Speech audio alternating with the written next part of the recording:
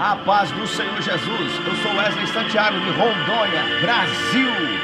Esta é uma obra missionária sem fins lucrativos, levando as boas novas de paz, boas novas de salvação em Cristo Jesus a povos, tribos e nações. Missões estão no coração de Deus. Missões se fazem indo, orando ou contribuindo. Gálatas 6:7. Tudo que o homem semear, isso também ceifará. E para você que quer semear ou contribuir na obra missionária, contato via WhatsApp 699-9324-0238 ou 699-9324-5661. É a palavra do Evangelho. A palavra pregada em grupos de WhatsApp e os sinais que seguirão aos que crerem no Brasil e no mundo. Brasileiros espalhados mundo afora, compartilhando a mensagem da cruz. Boas novas de salvação, boas novas de paz. Em Cristo Jesus, o Espírito Santo, o Consolador dos aflitos, restaura o caído e levanta do monturo o necessitado. Aleluia, glória a Deus. Livro de Mateus, capítulo 10, versículos 6, 7 e 8. Mas ide as ovelhas perdidas da casa de Israel, e indo pregai dizendo, é chegado o reino dos céus. Curai os enfermos, limpai os leprosos, ressuscitai os mortos, expulsai os demônios. De graça recebestes, de graça dai.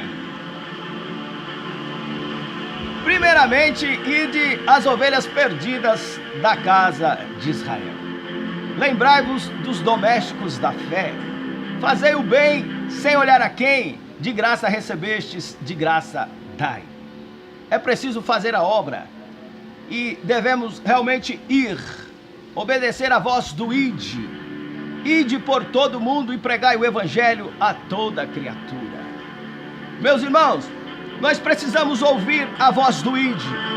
Porém, antes de ir do outro lado do mundo, ou por todo mundo pregando o evangelho, lembrai-vos das ovelhas perdidas da casa de Israel. Lembrai-vos dos domésticos da fé. Lembrai-vos daqueles que moram do lado da tua casa, talvez o seu vizinho. Praticai o bem sem olhar a quem. O testemunho, as atitudes, elas falam muito mais do que palavras. E quando você faz a obra de Deus, você é uma pessoa diferente. Então vidas são transformadas pelo poder do Evangelho da salvação. Porém, lembrai-vos primeiramente dos domésticos da fé. Oh, aleluia. Gálatas 6, 9 e 10.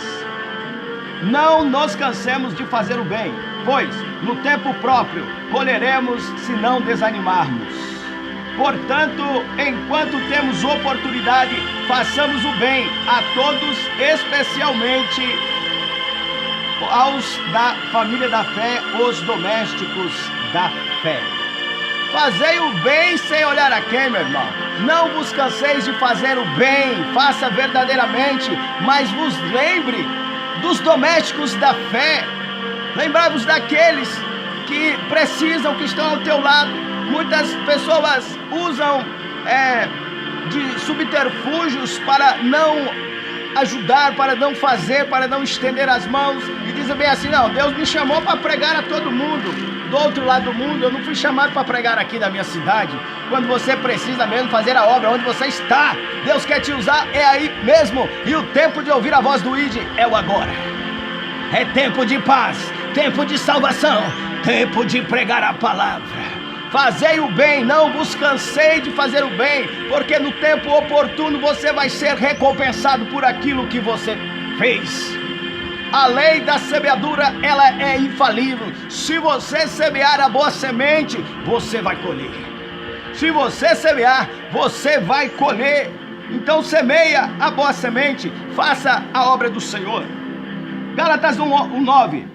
Como já dissemos, agora repito, se alguém lhes anunciar um evangelho diferente daquele que já receberam, que seja anátema, seja amaldiçoado. O evangelho sempre vai ser o evangelho, ele não muda.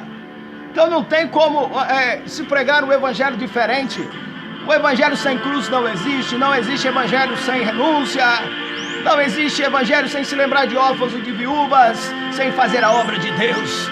Este é o evangelho. E o evangelho não são apenas meras palavras, mas é o poder de Deus. É a manifestação do sobrenatural de Deus na terra, através da vida de pessoas. E é você mesmo que Deus vai usar. Houve uma mulher pecadora que ungiu os pés do Senhor Jesus com um unguento caríssimo. E então ela chorava, molhava os pés do Senhor com lágrimas, enxugava com os seus cabelos. E os discípulos olhando e viram, por que ela está fazendo isso? Não poderia ela vender este unguento que é tão caro e dar aos pobres? Não poderia ela vender e dar aos pobres? Esse foi Judas Iscariote. Aleluia! Toda honra, toda glória sejam dados ao nome do Senhor Jesus. Livro de João, capítulo 12, versículo 4 e 5. Então um dos discípulos, Judas Iscariotes, filho de Simeão, o que havia de traí-lo, disse: por que não se vendeu este unguento por 300 dinheiro e não se deu aos pobres? E ele não falou isso porque se interessava pelos pobres, mas porque era ladrão, sendo responsável pela bolsa de dinheiro e costumava tirar o que nela era colocado. Judas não estava nem aí para os pobres. Judas nem se importava com a caridade ou se importava com os pobres. Quando ele fala, não poderia vender por 300 denários este unguento e dar aos pobres, você ia ajudar mais pessoas, né? Então quando ele fala isso, ele realmente estava preocupado em roubar, tirar o dinheiro do alforje, porque era ele quem carregava a bolsa de dinheiro, era Judas Iscariotes. Então Jesus respondeu, veja, João 12, 8: pois os pobres vocês sempre terão consigo, mas a mim vocês nem sempre terão. Amém, glória a Deus. Meus irmãos, o que é necessidade é necessidade, o que não é, não é. Eu vejo pessoas que quando precisam de uma bênção, receber algo da parte do Senhor, procuram sacerdotes, obreiros, pastores, fazem campanha. Pastores ficam acordados até pelas madrugadas, orando em monte, apresenta a vida da pessoa, ora pela pessoa. E quando a pessoa recebe a sua bênção, vai lá e pega o seu dízimo, talvez divide em 10 partes e dá para um, para outro. Pessoas que nem ajudaram, nem oraram por ela, não subiram o monte, não ficaram sem comer, não jejuaram, não fizeram nada. E essas pessoas então pegam aquilo que era para ser bênção para a sua vida e reparte. Uns dizem bem assim, vou pegar o meu dízimo, vou comprar tudo em cesta básica, vou dar aos pobres. Tudo bem, é uma atitude, você quer ajudar, ajude, mas lembrai-vos dos domésticos da fé. Lembre-te daquele que esteve ao seu lado quando você mais precisou, quando você estava quebrado, quando você estava numa situação tão difícil. Lembra daquele pastor que orou por você? Lembra daquele pastor que esteve subindo o monte junto contigo? E lembre-se que ele é um servo de Deus, ele come, ele veste, ele tem família.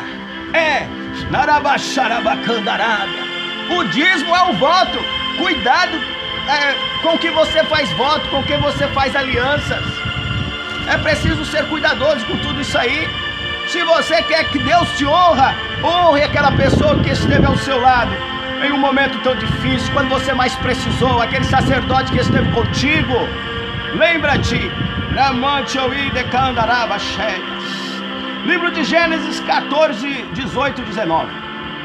E Melquisedeque, rei de Salém, trouxe pão e vinho, e era este sacerdote do Deus Altíssimo. E abençoou-o e disse: bendito seja Abraão pelo Deus Altíssimo, o possuidor dos céus e da terra. E bendito seja o Deus Altíssimo que entregou os teus inimigos nas tuas mãos.